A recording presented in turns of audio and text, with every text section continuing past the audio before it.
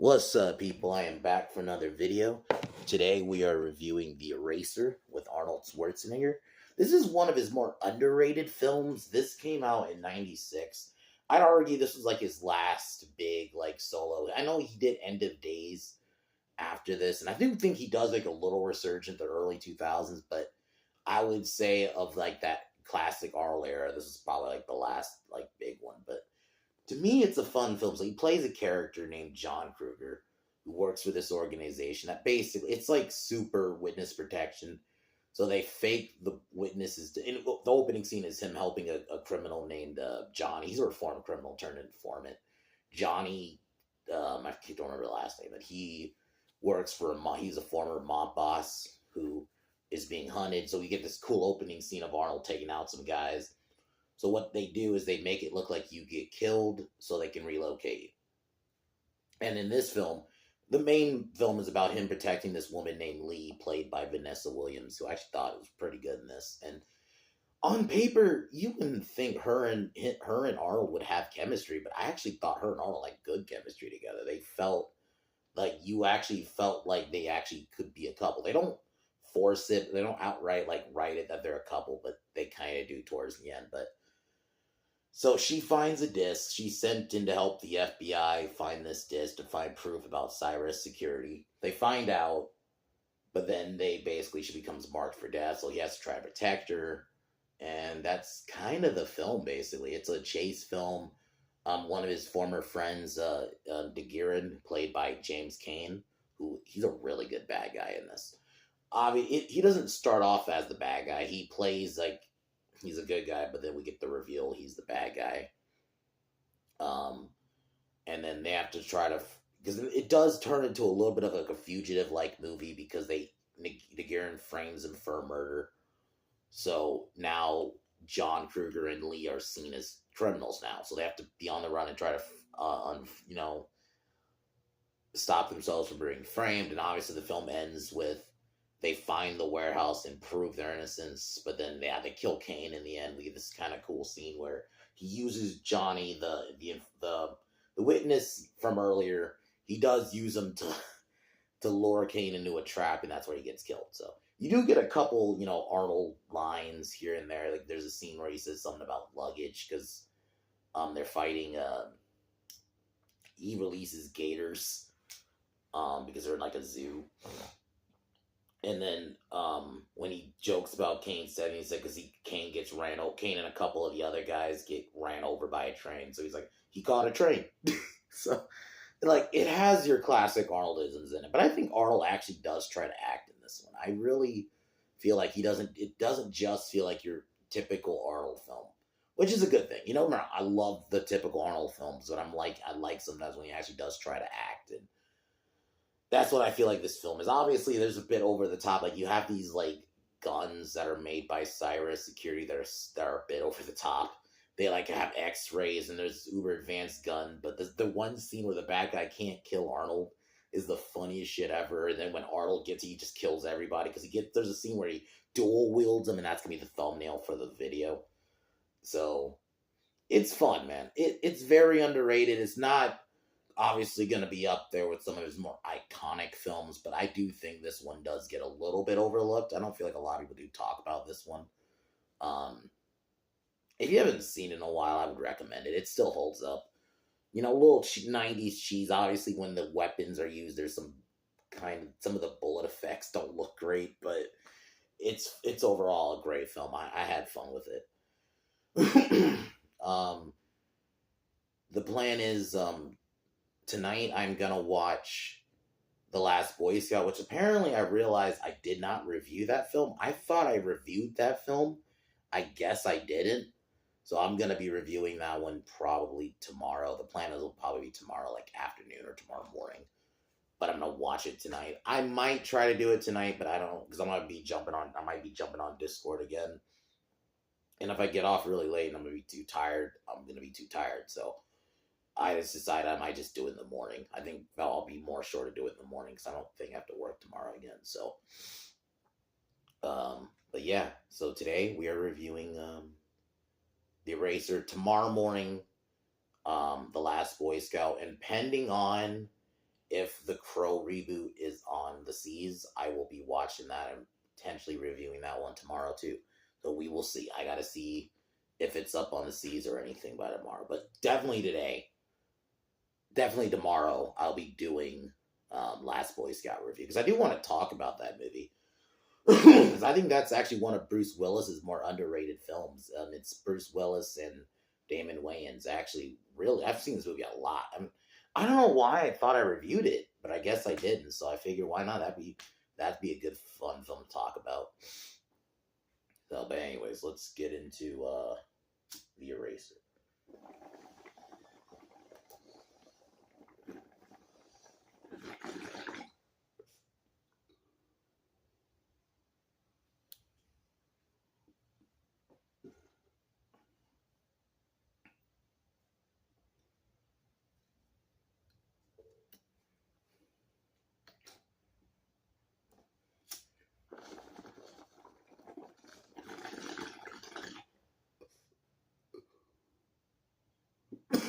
So the movie opens up. We see mobster turned informant Johnny being under attack because he's about to squeal, so they're trying to kill him. He is saved by John Kruger, so we get like a cool little action scene in the beginning where he tags out the bad guys, and then he makes it seem like we get because he pours like a bunch of blood on him, or like fake blood. He takes pictures. He wants to make it look like they were killed, so they can go into hiding. That's basically what he does, which I like. I like that they don't go too into it either. Like, it's very simple, and that's the thing about movies back then I do really like, is how simple they are with it. They don't overly explain things. They don't just exposition dump everything. They just give you, simply put, they show you he helps people. He fakes their deaths to make it look like they were killed, and then relocates them into hiding. So it's extreme. It's basically extreme, witness relocation. So then we see the FBI using Lee Camp, I think is her name, played Vanessa Williams' character. He uses her. She has like a secret camera and like her little, I think, name tag or something on her shirt, and or jacket or whatever, and she goes in and able to find some audio that basically proves that Cyrus Securities has secret weapons and stuff. But she gets caught, and then this is where Donahue kills himself, because obviously he's about to be implicated, so he kills himself. Then she initially turns down Kruger's help because she doesn't want to go to witness relocation. She wants to do it on her own, kind of thing.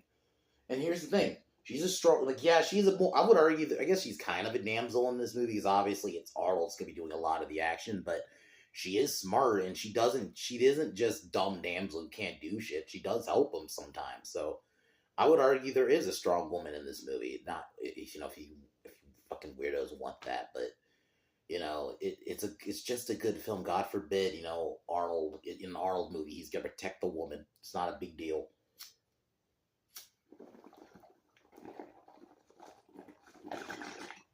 She then goes home that night, and her ex-boyfriend is there, and he's trying to, get back together and all that shit. And then I guess there's like flower service, which turns out to be, John, because he knows that she's in danger, because then that's when a bunch of Cyrez operatives show up, and this is where we get the look at the I forgot what they call EMS, the I forgot what they call it, the sniper. I'll just call them the cool looking guns in the film, and basically this is where we get the shootout. The ex-boyfriend's killed pretty much immediately. He flies, and I'll admit, they do showcase how dangerous these guns are. You see him fly, and yeah, the bullet, because you see, when it gets shot, you see, these bullet, effects, the shooting effects. I'll admit, they do not look good.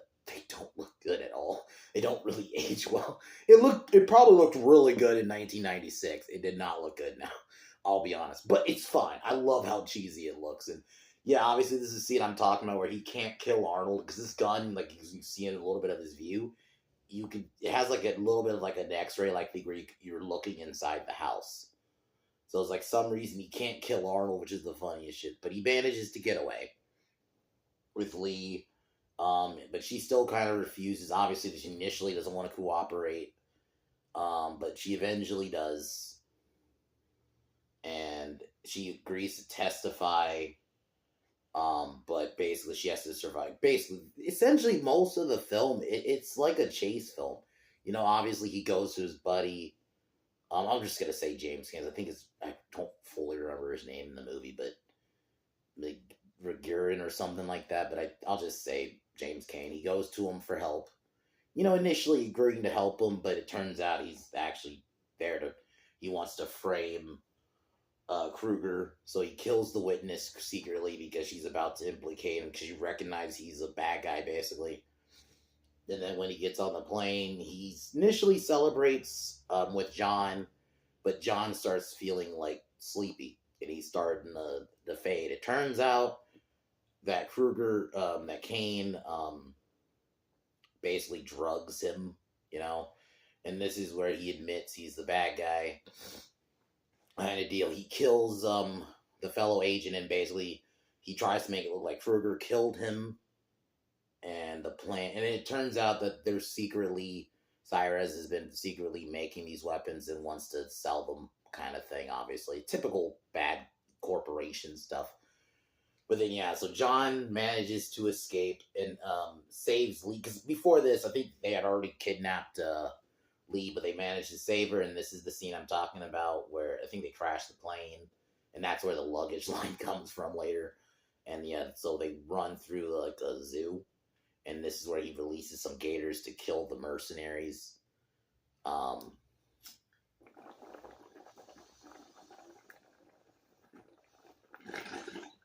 Then Kane, the next morning, is picked up by his fellow Cyrus people in a limo, and they basically tell him, "You better get this shit." You know, they basically kill Lee and kill John before like dawn, before all this shit starts to come out, kind of thing. So basically, that's really all that scene was. It was good, you know.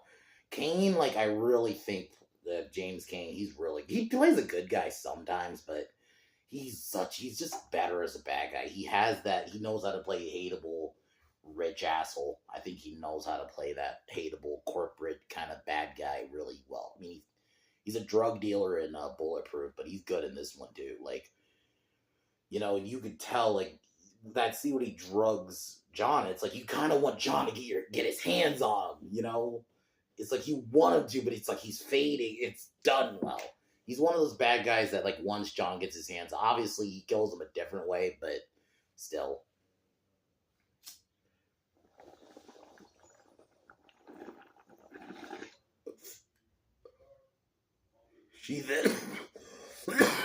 They then regroup. Use Johnny to kind of go into, I think they break into Cyrus's building. And he uses Johnny as like a decoy. Johnny from earlier in the film. And actually, Johnny's used a couple of times, I mean, because even in the end, too, so. But then I think they do get she gets captured, and then John has to come and save her with a couple of John's. He still has some associates within the mob who come to help him, who also are fucked over by Cyrus. So they break in. We get a cool little action sequence where they all kill a bunch of bad guys. They save her, and this is the scene where I think this is the scene where Arnold uses the two of the big guns are fucked. It was fucking great. I'm like, that's an Arnold moment. We still get some Arnold moments in this movie. It's not as over the top actiony like let's say some of his 80s stuff, but I think it still works.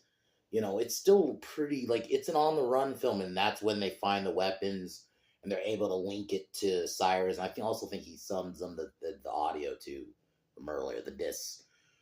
So basically, they're proven, but John realized obviously that Cyrus is going to go after, so he fakes their deaths. I'm just jumping ahead to the end. He fakes their deaths. Seemingly, they're driven, and the bad guys celebrating. James Cain tells the other guy like, "Oh, good job with the bomb," and then I thought that was you. They all have that moment like, "Oh shit, that wasn't us." And then the driver won't stop. He locks the doors, and it turns out it's Johnny who was the driver. So he gets out the car and then leaves them basically near a train track, and then they get hit by a train. Kaboom.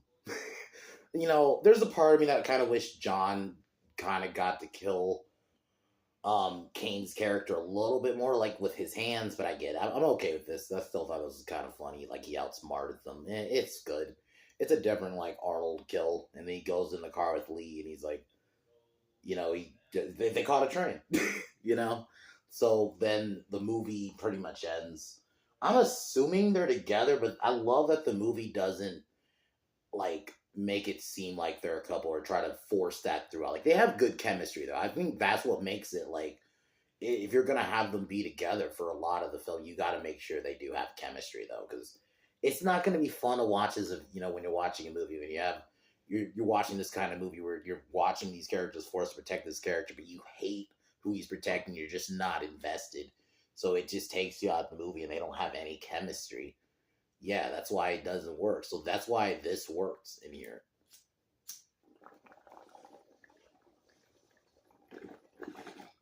Gabe was a fun bad guy. So fun action sequences. You do get some Arnold lines here, but it's not like, I will say it's not as actiony, let's say, compared to like Commando or even like Total Recall and stuff, some of his older stuff. But I do think this one's still good. I really think this one holds up, even with some of the some of the effects that don't age well, like some of the gun effects, the blast effects that are used when they use for the gun. But everything else works. I love it. 8.5 out of 10. It still holds up. It's a great little action flick. This is a nice. To me, this was a nice way for Arnold to kind of. This was like the one I would say the golden age. If you want to say the golden age of Arnold, this is kind of like his last one of that era. Yeah, he had some hits in the 2000s and stuff, but definitely this was like his last of like that Arnold golden age. So other than that, guys, pretty much gonna wrap it here. Tomorrow I'm gonna be reviewing The Last Boy Scout. I'll try for tonight, depending on what time I get off with the boys.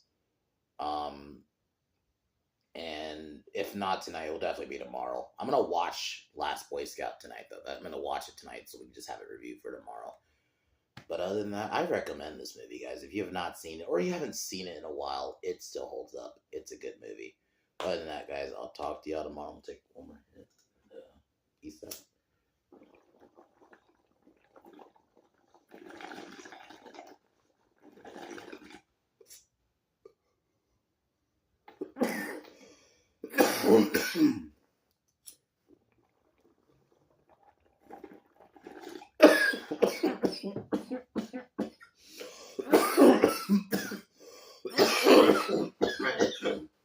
Well,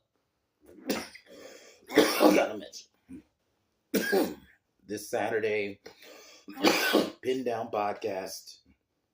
Beyond that, we'll be doing that. So